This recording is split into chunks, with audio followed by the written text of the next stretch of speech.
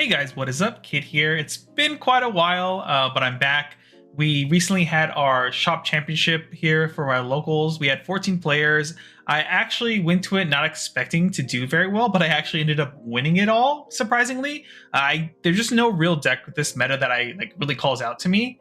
And so I've just been kind of hopping around deck to deck to deck. And when the shop challenge or shop championship came up, I didn't know what to play, and so last minute I was like either gonna play and really fire aggro to analysts just so I could have quick games and be like go O2 and leave basically, or I ended up playing Genbu because I honestly really enjoy Genbu as a deck, but right now Water is really struggling really hard in this meta. Like Rile decks, Spectre decks are just insanely quick and powerful. Not because, well, I guess not necessarily that they're all very, very quick. Some aggro decks do get advantage from the Spectre package, but the raw hand advantage that the Spectre package allows all these fire decks to have when you're playing Water, which is basically designed to go one for one with your opponent over and over again, and you're supposed to usually win, I feel like, through like incremental advantages, or being able to, like, before you'd normally win by going like Lost in Thought for 3 like on turn 5 or 6 or 7 or whatever, and then you eventually have so much hand that your opponent can't just play through your resources. But now, you know, Fire basically has all the resource advantage in this game right now until either they hit Rile or Limo Guide or whatever they end up planning to do. But I really enjoy playing Genbu a lot. It's one of my favorite decks towards the end of the last meta during HVN. It's like the only deck I played, especially after Dao Chan got hit. And I have a lot of fun playing Genbu, and I feel like it's pretty skill testing, along with the fact that I don't think any real deck can basically fight every win condition Genbu has. I've tested a lot of different Genbu lists, but I ended up on this list by the end of it. Kind of started off with Looking Glass as like the main Divine Relic, and then as the game kept going and like progressing, you know, Rile the Abyss is just too strong of a package, so I kind of gave up on playing the whole Looking Glass package in Genbu and kind of went back to a more traditional list. And I ended up on this, and I happened to take my store championship. Really excited that I was able to do that. You know, so I won our local HVN store championship with Dao Chan last season, and then now this time I got it with Genbu, which really makes me excited. We have another store championship coming up, but I'm most likely going to just judge that one. But yeah, so I want to talk about the Genbu list. One, if you're a Genbu fan like me, I think Genbu is not in the best position to be winning, but at the end of the day, it's still Genbu. So like the deck has a lot of great win conditions. If the game goes long enough, if you're only playing against other level 3 decks, and for example, like you play against like Lorraine or Merlin or something like that, or even what's his name, Xander, you can still do very well against those decks. It's just, you know, they have better high roll opportunities than you have. Because they all play basically the Rile package, and Rile lets you see so many cards in your deck so quickly, it just outpaces every other deck right now. Like as far as value goes, it's just obnoxious. But Genbu can still fight because it has a lot of good win conditions, and if the game goes on long enough, you can usually find lines that will win you the game. And I think some new cards very much impacted how Genbu can be played. One of the big things I want to talk about is Stratagem of Mired Ice. I think this win condition before was more of a oops, I kind of got there kind of win condition, because I just happened to have like 7 cards and a bunch of floating grave, or have like Fractal Pour Depths out to set up like a really cool like mill my own self, then banish a bunch of floating memory to just like remove your opponent off the board essentially. Before, this was kind of like the joke win con to me. It wasn't the best and like safest win con to be playing towards. It was just like I said, oops, it kind of happened and I won. Now in this meta, I actually think Stratagem of Mired Ice in Genbu is a really, really good win condition. Mostly because we now have Spellword Scepter, which means that we don't have to fight through people with a big hand advantage that want to counter us or counter our stratagem, basically, which is nice. So if we happen to play into like a Water Mirror or something like that, you can always Spellword Scepter and then Stratagem, and you're completely safe. Another reason why Stratagem is more of a real win condition now too is, once again, Water isn't as prevalent in the meta, so you don't have to worry about too many too many counters. The only thing you got to worry about usually is in cap. Most decks right now are playing in cap, and some decks do play what's that called? I forget the name of the card, but it's the counter spell that makes you pay 3 basically. And then there's a couple other counters like floating around out there right now. A few different negates, but they're not as prevalent as like in cap, for example. So the only thing you have to play around is basically in cap. So Spell Word Scepter just tells your opponent your in cap is useless, and now we can just end the game with Stratagem of Mired Ice and not have to worry about anything. The only thing we have to really play around is Safeguard Amulet or something like that, something that stops non-combat damage. Luckily right now too, the best win condition in most decks, especially in fire decks generally, is all attack based, ally based damage coming from like weapons or allies on the board, which means there's a less chance for your opponent, at least game 1, to have Safeguard Amulet in their main deck, which means that not a lot of decks have ways to necessarily, stop the non-combat damage from Stratagem, which is great, which means you have more opportunity to actually win the game through Stratagem. And that's kind of like the reason why I think Stratagem is in a really great position for water right now. Gives you something to do with all that float you do have in the deck, but there's just not a lot of good things like floating around in the meta to really punish you for playing Stratagem. And that's why I went from, I think my first initial list of playing this deck during HVN was I played 1 Stratagem. That's it. And as this deck list evolved, I bumped it all the way up to 3 because, like I said, it just feels really powerful right now. For whatever reason, I win a lot on Stratagem, and I feel a lot safer, like I said, to play Stratagem, unlike before where Stratagem was like basically a 7-card commitment plus whatever counters I had to play to be able to like, stop people from negating my Stratagem, because you're putting so many cards down since you don't get efficiency for not having the shifting currents facing east. When you play this, a lot of times you either win that turn or lose. Now it just feels, like I said, just feels so good. It feels very safe, which is great. So I think if you're playing Genbu right now, you should look at playing more towards the Stratagem win lines than anything. But yeah, let me just go through the deck really quick and I'll kind of explain along the way. Anything else? We're still on Spirit of Water. It's a water deck.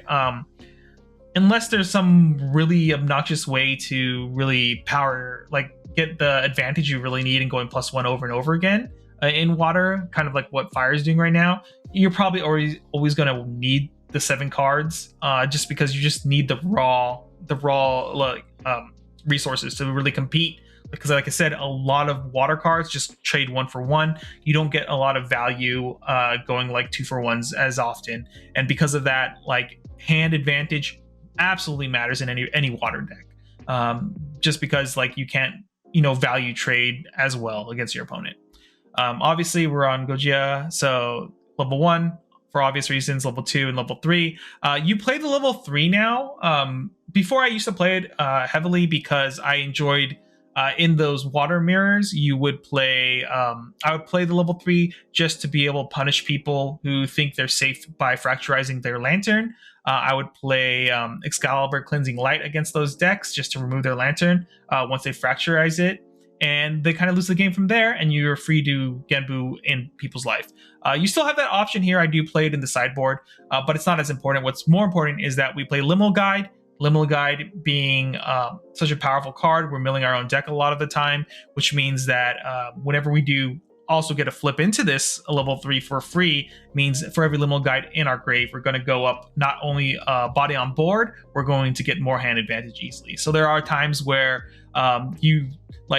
you want more hand advantage, you happen to have 2 Liminal Guides in grave and you're already level 2, you're just like, yeah, I flip turtle, go into level 2. Not only do I heal 3, but I also draw 2 for going to level 3. So it's a really, really strong combination. If ever Rile the Abyss does get removed from, or gets added to the ban list, it gets into category 1, I think Genbu is going to be in a really strong position, because not only the fire decks kind of like lose their huge advantage engine and they have to play more of a fair game plan once again and just play like creative shocks instead of playing like 20 different creative shocks essentially.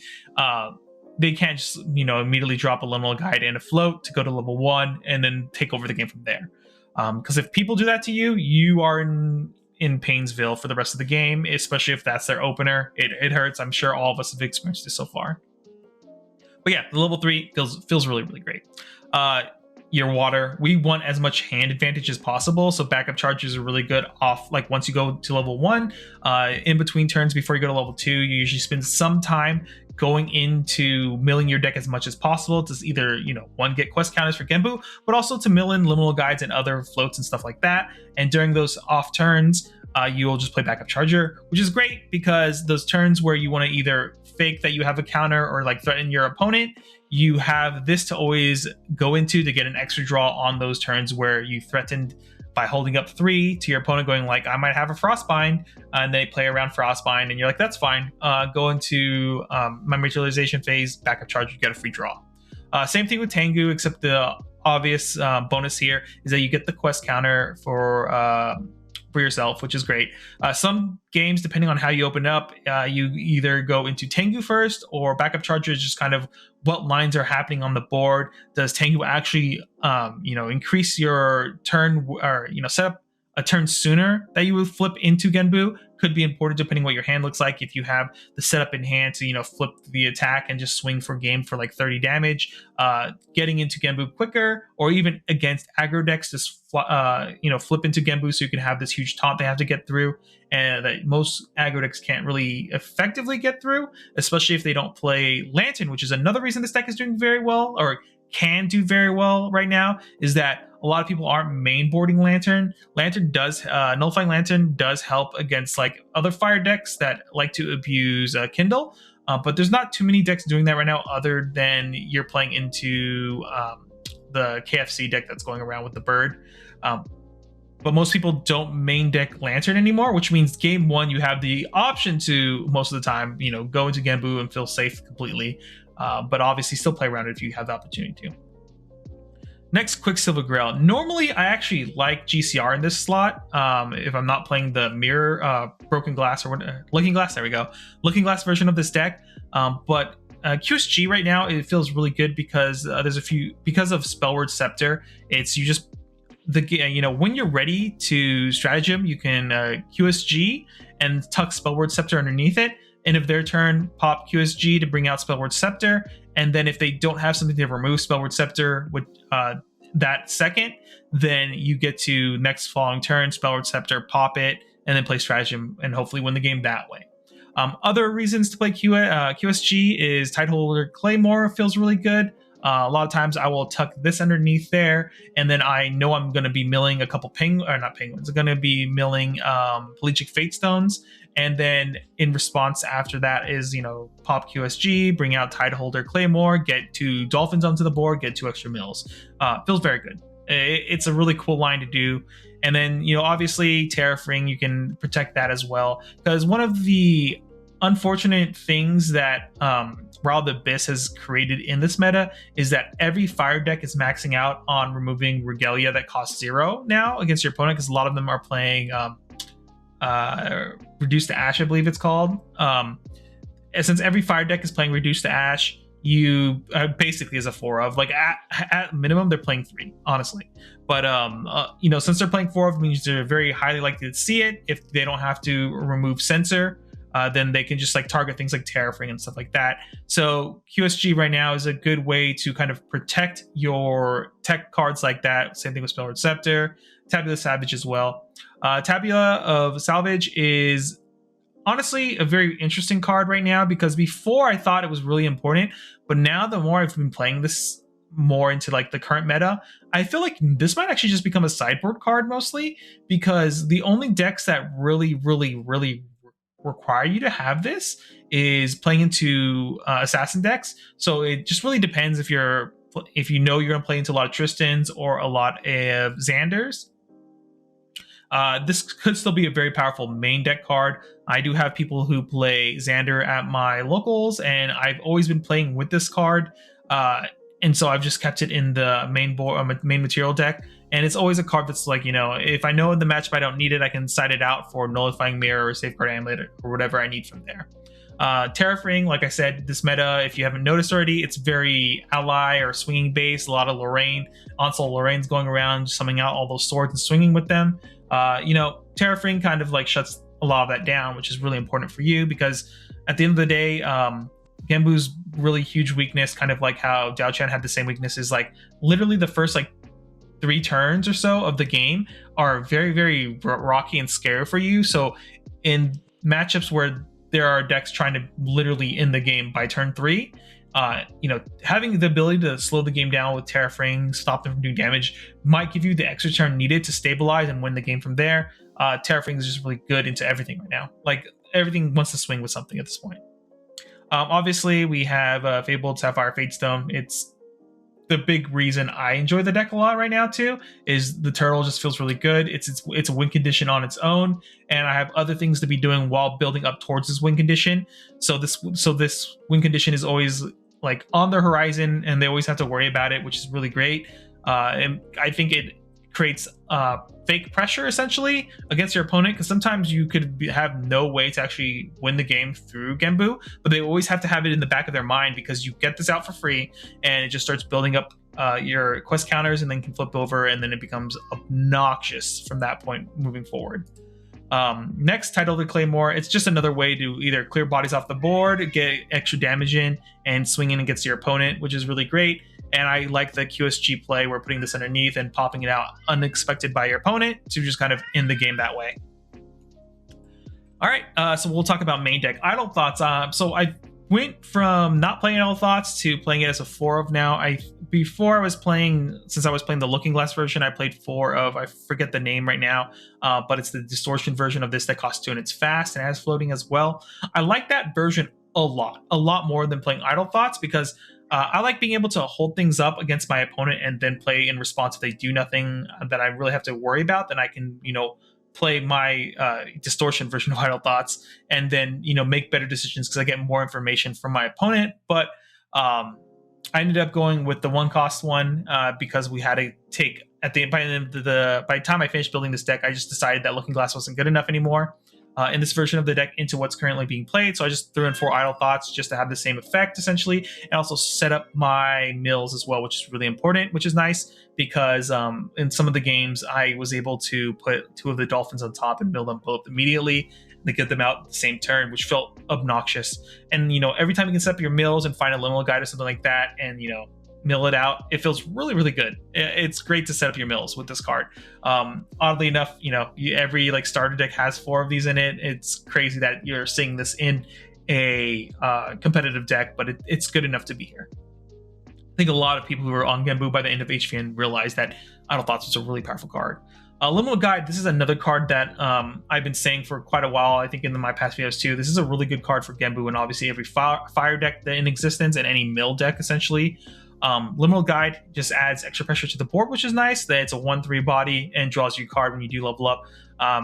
If you draw into it and hard play it from your hand, it doesn't feel the worst in the world, because either they clear it and then they give you that draw, or you can clear it yourself because you play Primordial Rituals. We play it as a 4 of, obviously, because I want as much float as possible, but I also like being able to sack my own Liminal Guides and stuff like that to get some type of advantage out of it if I have to hard play Liminal Guides from my hand. I played two of Unbroken Mustang. I don't really like this card that much. I hate that it costs 4. It feels really hard to be playing this card, especially in the early stages of the game, before you get the hand advantage to play this and still keep up some hand to either threaten a response to your opponent's turn. But at the end of the day, I'm looking to hold off from going to level 3 when possible, so that's why I cut Excalibur, Cleansing Lights from the list, or at least from the main board. And obviously sensors everywhere, so having a 2 of Unbroken Mustang in the list still feels good.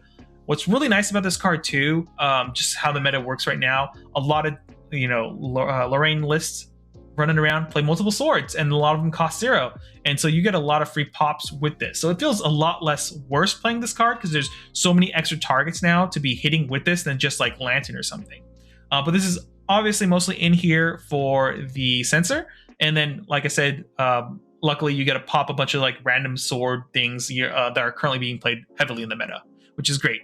But I only play 2 because we do play 4 Fracturize in this list, which is another way to remove sensor and stuff like that. Yes, you do give them essentially 1 extra influence, but it's worth it just to be able to remove their sensors so you can get all your flow back, because you do need it sometimes to be able to, once again, win with stratagem or just level up in general. I still play 2 of Conniving Plans. I just really like this card. It just feels really good every time I play it. It helps accelerate Genbu sometimes in some matchups, and it replaces itself. Any card that not only replaces itself, mills cards, but also helps Genbu, I think it's a really strong card. I can't wait to swap these out for the promo ones coming out. I think at the end of the season is when they come out, with the Merlin art on it.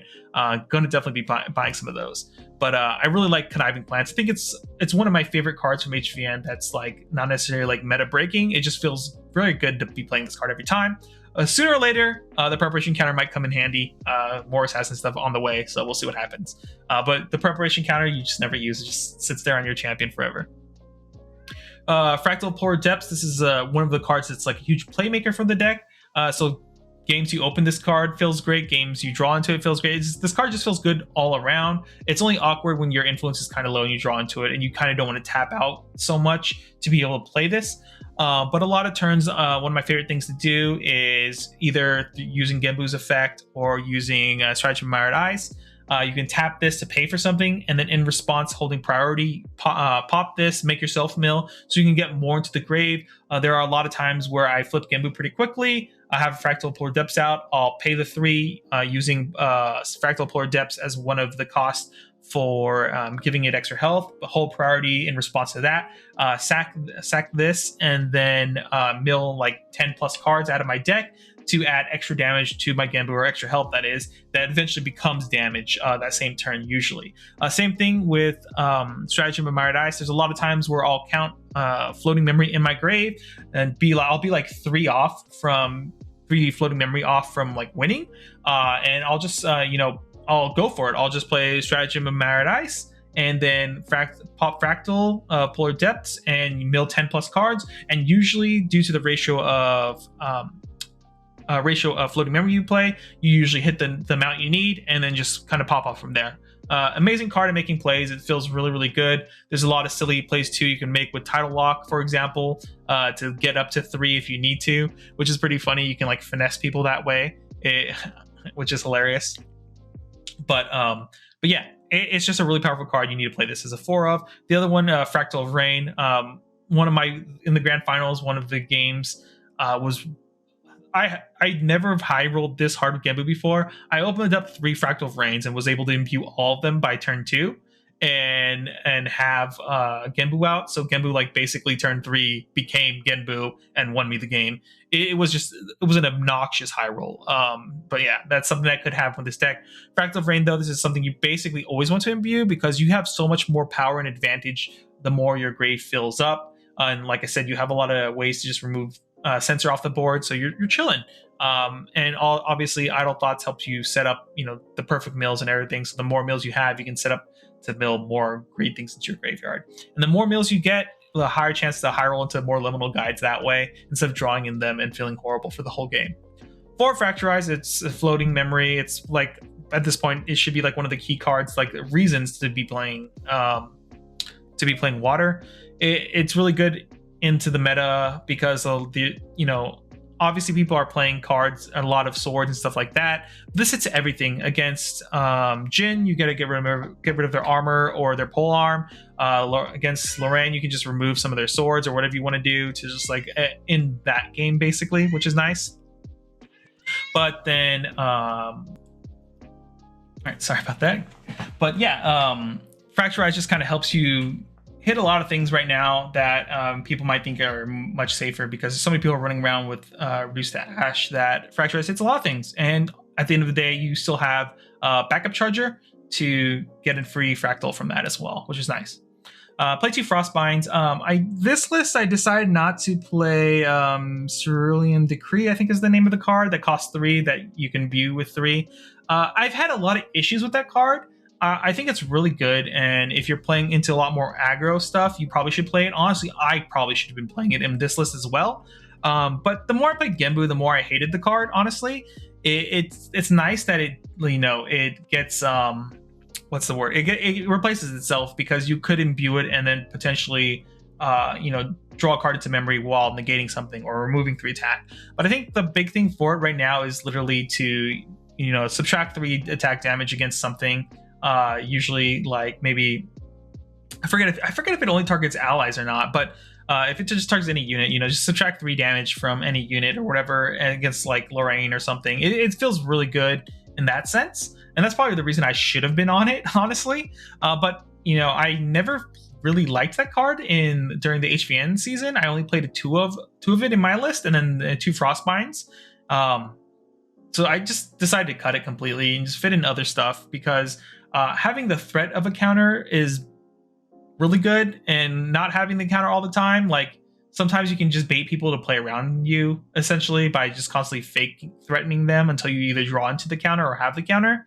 And yeah, I don't know, I'm not the biggest fan. I still think it's a really, really good card. You probably need it honestly into like more aggressive, if you're playing it, like if you expect everyone at your locals to be aggro, which honestly I kind of did, and that's why I'm kind of surprised I didn't decide not to put it in this list. But it's worth playing. Try it out depending on what you want to do. One thing I don't like about it though is that it doesn't banish the card that it negates, I believe, which makes it kind of awkward sometimes, especially if like, I don't know why you would do this, but like if you like negated a liminal guide or something and then it just goes to graveyard and they get it back, it feels pretty miserable. But yeah. Frostborn Paladin, this is one of the few decks too, like because you're milling a lot, you can still take advantage of this card. It's still very powerful. It's a 3/4 taunt, or not taunt, interceptor, which is annoying for most people to deal with. You can just sit there and chill, or you can start swinging with it, which is nice too, because 3/4 is still relatively hard to remove. Pelagic Fatestone. So this card is, I have a love-hate relationship with this card, because you draw into it as a dead card forever essentially. It's really annoying when that happens, but when you do mill it naturally, it feels broken because you get an extra mill every turn once you use it to like level up or whatever. Card's insane. I tried a list not playing this at all, and I actually played, instead of this Fatestone, I played Snow White, and it felt very good, but it felt also very weird at the same time. So I wasn't really sure which way to go with it, and I decided at the end of the day I valued the mill more than anything, than instead of having the 1/1 body that like gives me fake tempo essentially onto the board, because a lot of the times Snow White is only very good in the first like 2 to 3 turns of a game, when you can kind of lock your opponent out from leveling up as quick, which is nice, into like Brawl decks and stuff like that. And that feels really good, and that's kind of like the reason I even considered it. And also against Jin, you can lock them down for a turn, so if you think they have like their whole OTK combo and it took you too long, Snow White comes in, locks them down, and you're chilling, for another turn. But at the end of the day, I valued the mill a little bit more, because I felt like it would get Genbu online a little bit quicker, and I wanted a little bit more floating memory in this list. And so I was like, what, screw it, I'll just throw Fatestone back in. Paid off for me. I was able to get 2 of them out on the grand finals, which was busted as well. So yeah, it's a very good card. Love it or hate it. It just feels very good whether you play it or not, I guess. But yeah, Snow White is a very good card. You guys should try it out though in this spot instead. I really like it. I'm probably gonna put Snow White in the sideboard. Maybe I'll move it to the main board. I'm not sure yet. If I continue playing this list, I probably will continue playing this list if Rile gets banned. But yeah. I play 4 Primordial Ritual. I think it's really important to be able to sack things off the board, mostly liminal guides and stuff like that, to like kind of reuse them after playing them out. What's nice too is like you can, in response to certain things, you can just like pop something, and your opponent was targeting it for whatever reason or attacking into it, they kind of lost value that way. You get a mill 2, get a quest counter, and get another float into grave. And I just wanted as much float as possible, so 4 of. Card feels really bad when you draw like 3 of them off the top, but it is what it is. It's still a really solid card overall. So yeah, it's also one of the other things that's just really fun about this card is that when you get the dolphins out, you can sack them with Primordial Ritual to reuse them, which is a lot of fun. I haven't done that too often because it doesn't come up too often, but it's a line that you can consider whenever you get a dolphin out, that hey, my Primordial Rituals, now I can sack the dolphin, put the dolphin back in. That's an extra floating memory you put back into your grave along with the Primordial Ritual floating memory. And then you can just, either use that floating memory to bring it back, if the dolphin's back out, or use it for the stratagem, which is nice. Play 2 of Reflecting Missile. I kept going back and forth on this card. I think this card I kind of want to bump back up to like at least 3, maybe even 4, because this is the card that adds a little bit extra reach for you when you need it, especially when you get multiple fractals on the board. Or is it fractals? Yeah. Fractals onto the board, because most games you get about 2 on the board, 2 maybe 3, depending what's going on, which means this usually hits for 3 to 4, which is enough to remove a body off the board when you need it. So in some of the aggro matchups, it's really good to kind of control the board with this. Otherwise, when people go to level 3, it adds some extra push, so you don't have to have as many floating memories in grave to really win with stratagem, for example. And itself is a floating memory, so if you do the damage at the end of their turn or your recollection phase and then go into stratagem, you've added that extra damage plus added 3 more damage for using Refracting Missile, which feels very, very good.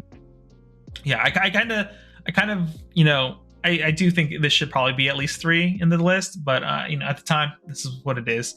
Resonating Fugue, this is how you win with Genbu. I've been not needing this card as much as before, but just having your win conditions of 4 still feels really important. Just being able to threaten it all the time feels really good.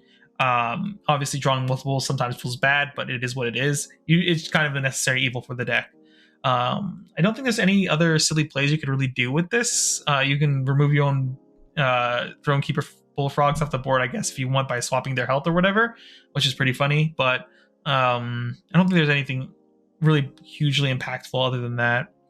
Seaside Ringleader card is insane. This is it's like another fake liminal guide for you, essentially, except it doesn't become a body on the board.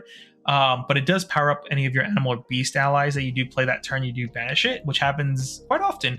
There are times where you'll have to decide on when you're at your materialization phase.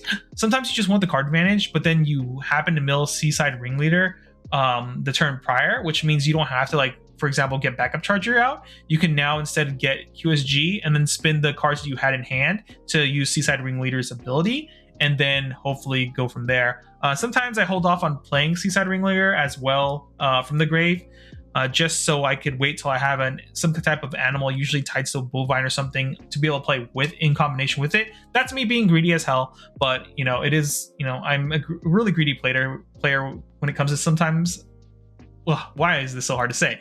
I'm a greedy player when it comes to like some type of advantage like this. So sometimes I'll play for the advantage if I feel I'm not threatened to lose the game anytime soon. I'll wait. Other than that, it's just a really powerful card because it just makes your bovines like 2/3, stuff like that. At your doesn't even power up anything else, actually, now that I'm thinking about this again. Oh yeah, your bullfrog, which is insane when this becomes like a 1/5 or a 2/6, is pretty funny. But yeah, it's just a very solid card all around. It's an okay opener too. If you don't open very well, you can just play Seaside Ringleader out. You either start swinging for 2/2/2 over and over again. They eventually have to answer it, otherwise you're going to slowly lose the game. Or this can help you kind of remove bodies off the board when you need it, and eventually turns into a card itself that replaces itself, which just feels really good for you. One of Song of Frost, just to threaten it all the time. Card's very good right now too. There's, like I said, there's a lot of attacking things going on. There's a lot of funny plays you can do as well, where opponent does something and they, in response, do something on the stack after attacking. Then you Song of Frost to just basically delete everything on the stack, which is good. And this card is basically cost 0 a lot of the time too. So anytime you have one card in hand, your opponent still has to respect Song of Frost, especially if they know you run it. Don't really have to talk about this anymore. Stratagem is just a really powerful card. You should, if you're playing Genbu still, please try it as a 3 of. I'm sure you'll like it a lot. Next, Throne Keeper Bullfrog is another card that's been pretty powerful for the deck itself. Not only is it an animal traded ally, which means it gets a buff from Seaside Ringleader, it has floating memory and taunt. A 0/4 is still respectable and hard to get through. So it might buy you enough time to just really live long enough against the aggro decks to kind of get there. Also, like, kind of your opening hand too. Anytime I open, Throne Keeper Bullfrog plus Idle Thoughts, that's a really good line to play in the beginning on turn 1. You get that out plus Idle Thoughts. So it just feels really, really good. Like, I don't know what to say other than that. The only other thing that feels insanely good is like getting multiple Fractal Rains imbued on turn 1. But yeah, this look kind of slows down and hopefully helps into those aggro matchups. It's really important to like open this into aggro. There's no real way to really draw into it perfectly, but at least with idle thoughts as well, you can hopefully find it on turn 2 by checking your top 4. But yeah, this is another card from the new set that actually kind of really helped a little bit in the early turns, which Genbu kind of struggled with, I feel like, if you didn't open up very well. I play 1 of Title Lock. There's a lot less lanterns running around, which makes me think I should be playing this as like a 2 of at least. But in this version of the list, I'm not playing as many counters as before. I think most of the time people played 4 to 5, I think, is what most normal lists play. I kind of cut that down to 3, 2 Frostbind and 1 Title Lock. A lot of games now, Title Lock is just always a 1 cost pay 2 to negate type of thing. Your opponent will have to pay 2, otherwise it gets negated. So I don't know. I think this is just kind of your local meta call. If no one's literally playing Lantern, you should be maxing out on this as much as you can, because it's always a 1 cost counter, which feels really, really busted. Other than that, it's in here. It's something people will still have to respect, and you draw into it when you need it. Is kind of my thought process. And then finally, Tidestone Bovine. I think at this point we all know how good this card is. It's floating memory and mills 2 on attack, which is really good. And it's a tamer card. It's an animal as well, so when you do play it out after playing Seaside Ringleader's effect, you get to go. It becomes a 2/3, which is very, very respectable and annoying for a lot of people to deal with. 2 health is usually easy enough that most things can kind of get rid of it. Most decks that can essentially can get rid of it pretty easily, but once it becomes a 2/3, it becomes kind of awkward for people to really remove it.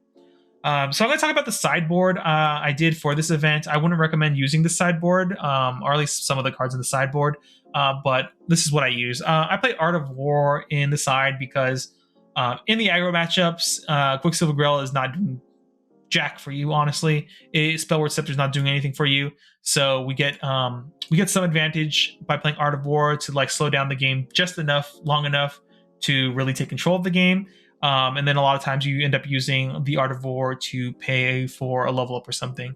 One of the annoying things about Art of War, once again, this card kind of got hit indirectly because of Liminal Guide. Everyone's playing for Spurn to Ash because everyone's playing Censor, which means that this card can get hit by it because it is a Regalia item that costs 0. It's happened to me a couple times before in other lists, so that's why it's kind of in the sideboard. It's only really here for the aggro matchups. Because you need the breathing room. You just need it. Once you get the breathing room, you can remove this because it doesn't matter anymore and start swinging with whatever the hell you want. But before then, there's been a lot of games where I go into level 1 to get the Genbu out early, or sometimes before even leveling up to Genbu, if I'm not really on a line that gets me to a Genbu victory that way, I will go Art of War first, then into Genbu. It just really depends on how I open. But yeah.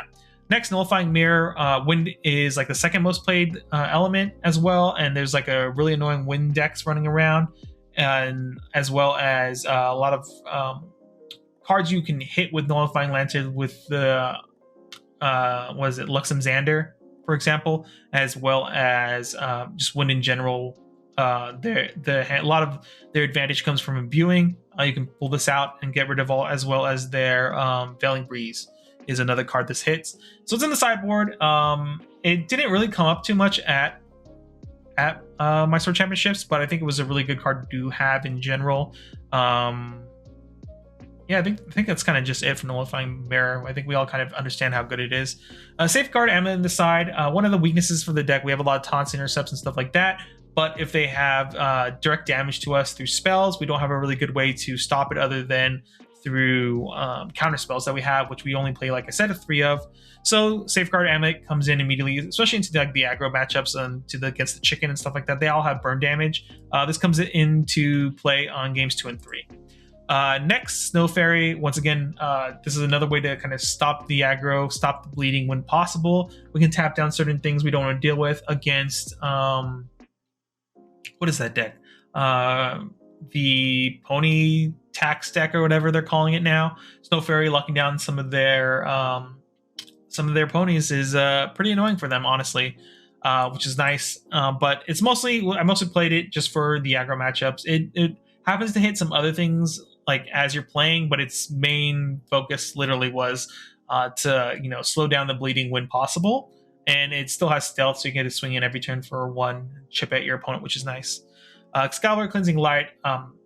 These next cards here is just I didn't know what I really wanted to put in the list. I don't know if I would play this anymore, even in the sideboard at this point. It just really depends on what I'm looking to hit. But if you're playing into water, it's really good to decide these back into the deck, because if they do play Lantern and Fracturize their own Lantern, this is one of the other answers to get rid of the Lantern, and one of the only ways, honestly. But those games, you're probably looking at milling your own entire deck out and setting up the win through Tabula of Salvage. But yeah, Excalibur is still Excalibur Cleansing Light is still a really good card in general. I don't really hate that I played it, but I don't think I got as much value out of this card as much as I thought I would, or at least as much as I did during the HVN season. Glorious Presence was another card I put in here last minute. I just had space and didn't really know what I wanted to do. And like I said, when I was going into this event, I wasn't really expecting to win, let alone even get into top 4 to compete for the pricing. But, a lot of level 3 decks running around. I think our local meta was a very good mix of level 3s and nothing but aggro and level 3 decks. And just playing Glorious Presence is a very funny card into a lot of other random decks. It kind of Jin, they hate themselves because a lot of their cards now cost just 2 more for ever, which is really annoying. And so Jin has to get even more influence than it already struggles, or not struggles, but fights to get, essentially.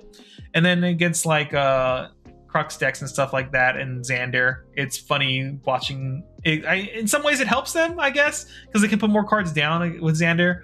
But against Crux, their Onsol now cost 8, which is kind of funny, which means your Frostbinds and stuff are more likely to actually push through and actually negate them when needed.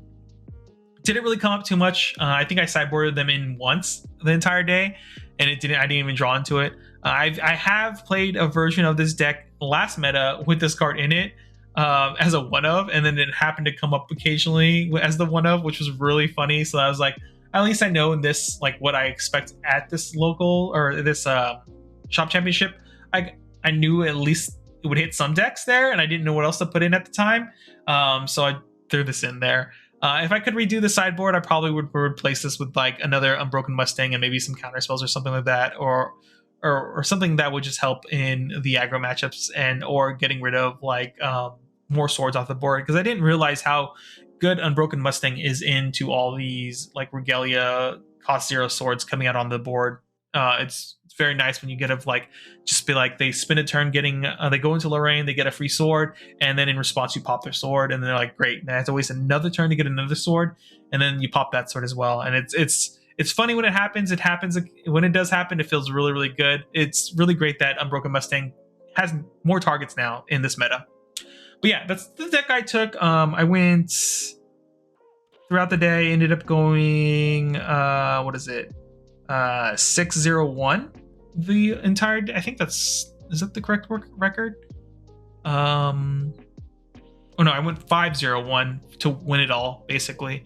I got kind of lucky in my Swiss pairings. I didn't really hit anything too quick. I did hit one aggro deck, but the other 2 decks I played in Swiss were much slower, so it gave me time to really find the lines needed to be able to win those games, which was really important.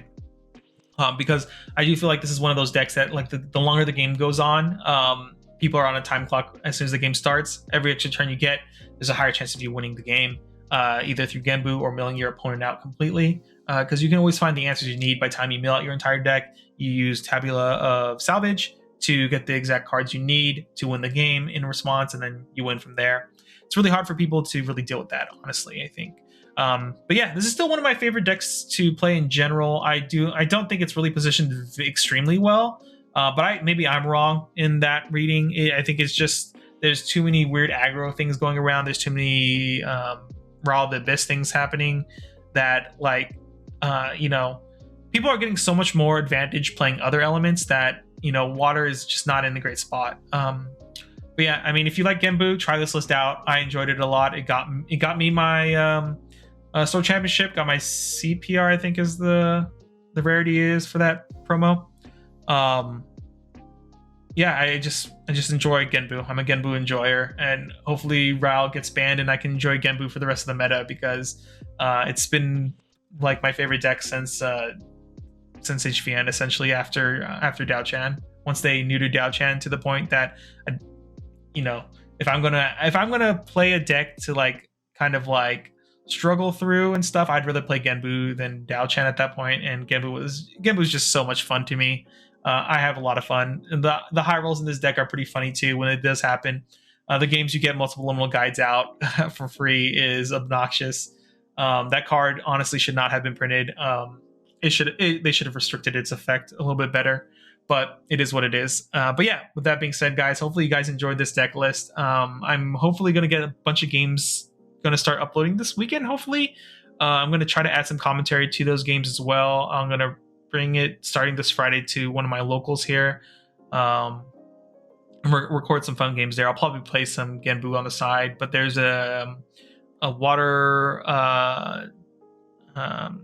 what's Daria, I think is her name. I don't know why I keep thinking it's Daria. Oh, wait, I have the card here, don't I? Diana, I think. Diana, not Daria. Why do I always think she's Daria? But I have a Water Astra Daria list. Daria, I keep saying it. Diana list that I want to play this weekend, so I'll probably have some videos, some footage of that. We can talk about that in the next video. Other than that, I'm probably going to release a couple more videos this week. Other than gameplay videos, there's some discussion stuff I want to talk about. As far as like balancing this meta is going and everything like that. I think there is a lot of weird things being said that people are like, oh, this meta is so open. And I think in the reality of things, they think it's open, but it's actually not as open as they think. I don't know. It's really weird because I know HVN meta with Dao Chan was pretty horrendous, I feel like, for a lot of people. But I actually enjoyed that meta more than this meta right now. Maybe it's just because I found multiple decks in last meta that I really enjoyed. And right now I'm just kind of like a guy with no home because I love playing decks where I'm fighting my opponent on the stack, more on the stack than on the board, I guess. But yeah, hope you guys enjoyed this. Hope to see you guys in my next video. Later, everyone. Oh, don't forget to like, comment, subscribe, and all that.